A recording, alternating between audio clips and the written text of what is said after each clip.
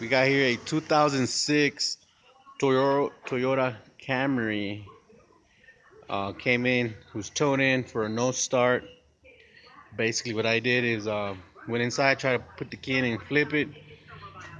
No dash lights, nothing went on. Horn work, lights work, no nothing in the inside though. I got the scanner hooked up, no power to the scanner. Scanner would not power up. So I ended up coming over here, just making sure all the battery terminals were solid, fuses were good, trying to make sure everything was fine. What I found out is this 100 amp alternator fuse was blown, and I think they were doing a battery, the customer, and they flipped the battery and they blew the fuse, I'm guessing.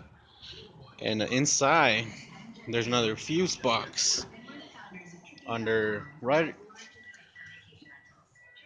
where the underneath the DLC connector is, the red plug behind the dash, top of the top of the pedals.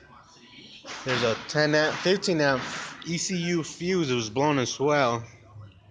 So when I replaced the 100 amp fuse, which is here, the dash lights, everything came on inside, but the car wouldn't crank over. So what I ended up doing was I came over here, checked for power at the alternator signal and all that, and there's nothing. So that's when I came over and checked for the ECU computer because it wasn't commanding anything on. That was blown. As soon as I replaced both of those fuses, I had scanner communication powered on, dash lights came on, vehicle started right away. We had some other check engine light related issues, but if you have a alternator or a no start, no signal, no crank, none of that stuff, you might want to check your 100 amp fuse, 15 amp ECU fuse inside. The way you replace these has two bolts. So these two go inside under this. So this is where the fuse would blow, and it goes underneath. So you have to unbolt 10 amp, 10 millimeter bolt, 10 millimeter bolt down here. You pull this housing off, and underneath you take the two bolts off. They're holding it. Pull the fuse out and put it in and replace it.